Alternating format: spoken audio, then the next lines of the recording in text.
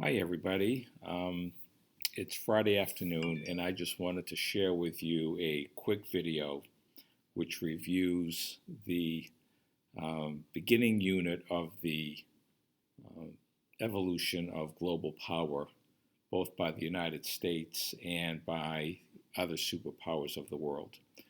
Because many of you have missed part, if not all, of some classes over the last couple classes, and for cohort C, I thought it was important to run through this fairly important introductory uh, class presentation. The key point of this presentation is to instill in your mind that the power structure of the world is always changing. That's why it's labeled the continuous evolution of global power. The United States emerged after World War II, along with the Soviet Union, which is now Russia, as one of the two superpowers left standing after that disastrous World War. Now, in your lifetime, the United States is a superpower. Russia is trying to climb back into superpower status. Is still very powerful, but nothing like it was back in the 60s and 70s, but is trying to gain that status again. And the third superpower at this point is China. And they're trying to become one of the three superpowers of the world. But this is going back, this is just a continuation of the evolution of global power structure and power struggle throughout the world. Going back to Spain and France and England and the great empires of China, the Roman Empire, the Greek Empire, the Ottoman Empire, there's always been a power struggle going on in the world. So if you view the world and you view the emergence of the United States as a superpower, you've got to do so in that context. And the second slide I have in this presentation is, let's see if I can get it up here. Here it is the considerations in which countries use whether or not to enter a conflict, whether or not to expand its borders. This formula can be applied to every empire, every government seeking to become a superpower, an empire, all the way back to the Greeks and the Romans, fast forward to Spain and England and France, the United States, Russia. It is the strategy used by Adolf Hitler in Germany and Japan during World War II through the Pacific. And the guiding star, the North Star, is it in the national strategic interest to take over a territory or take over a government? Was it in the strategic interest for Adolf Hitler to invade Europe? In the strategic interest for Japan to invade China, or to the Roman Empire to seek lands in Europe? Was it in our strategic interest of the United States to move westward towards the Midwest into the Pacific, displacing Native Americans? And there are four subsets contained in the national strategic interest. One is a nation's security and defense. Does it add to that? Is a nation seeking available resources such as oil and gold and steel, products to make steel? Is it lumber or water? Some resource that the country needs. Does it fit into the trade networks, the markets, export and import, harbors and naval bases for trade and transportation? And for is the motivating factor the ability to control and influence events? The next slide shows you that actual conflicts are simply the manifestations, simply the outward appearance, the end result of efforts by countries to pursue their national interest. If a country needs oil, such as a country needed oil in the Middle East, that results in possible conflict. If it's seeking land, if it needs something for security and defense, power and control, economics and trade, those are the motivating factors for conflict. Motivating factor isn't a war.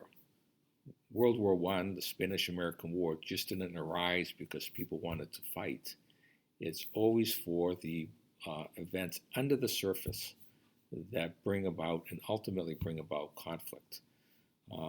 The preferred way of resolving the need for control and resources and territory is by peace treaty or agreement, not resulting in a conflict. But the conflicts that are above the waterline are a result of two sides not being able to resolve their differences, and either one side or the other or both seeking to resolve those differences over these categories through conflict.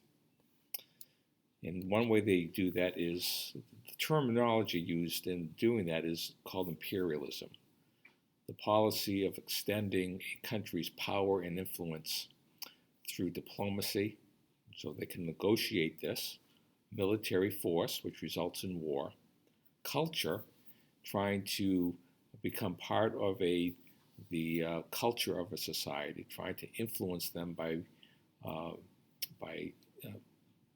cultural and behavioral and value systems, or the use of media or economics, money, to do so. So the next series of maps, I just want to share with you that global expansion through history. In 1914, just before World War I, you can see from this map that there are countries seeking land and territory all over the world. The blue is France, the purple is Russia, the red is England. You've got the United States in pink, a variety of countries seeking global dominance through land. Here's the Roman Empire. You can see they extended from Italy, where they started, all the way to the Atlantic, up through England, and all the way to the Middle East through what is now Syria and Iraq and Israel. Major waterways for transportation, land for resources, for room to grow. If you look to the north of the Roman Empire, right along here, you see Germania. That's the German Empire. You can just almost see where the conflict is going to arise into the future, where Germany at one point was the dominant power of the European continent. Also here you have the Turkey and Ottoman Empire. To the north of that is Austria-Hungary, the site of World War I and World War II. But here you've got the Turkey and Ottoman also on the water's edge for security, defense, resources, trade. Here's a video on Russia. I encourage you to take a look at that. See Russia growing through time from a tiny little territory called Muscovy, which is now Moscow, the capital of Russia, and how it expanded from a small little, actually almost a little village, to a superpower. It's an interesting video. I encourage you to take a few minutes to take a look at that. The Spanish Empire. That's one of the reasons we had the Spanish-American War, to rid the Spanish influence out of the Western Hemisphere. The British Empire, which is pretty well known as the largest empire in the history of mankind. The only empire that would compete with the British Empire, I would suggest, would be, the Chinese Empire. The Empire of China was huge. And then I threw in here the German Empire put together by Adolf Hitler during from 1933 to 1945. The Empire of Japan, which led to World War II. And after World War II, you had two countries standing, the USSR, which is in red here, and for the United States, which is in blue, dark blue and blue. Dark blue is the United States, which are NATO members, which are our key allies. And then the ones in lighter blue are Western allies to us too. The ones in red are light red and dark red are the allies of the Soviet Union and China. And the green are the colonies not yet aligned with either country. But after the World War II, the two superpowers of the world dominated the globe. That's the United States and the Soviet Union.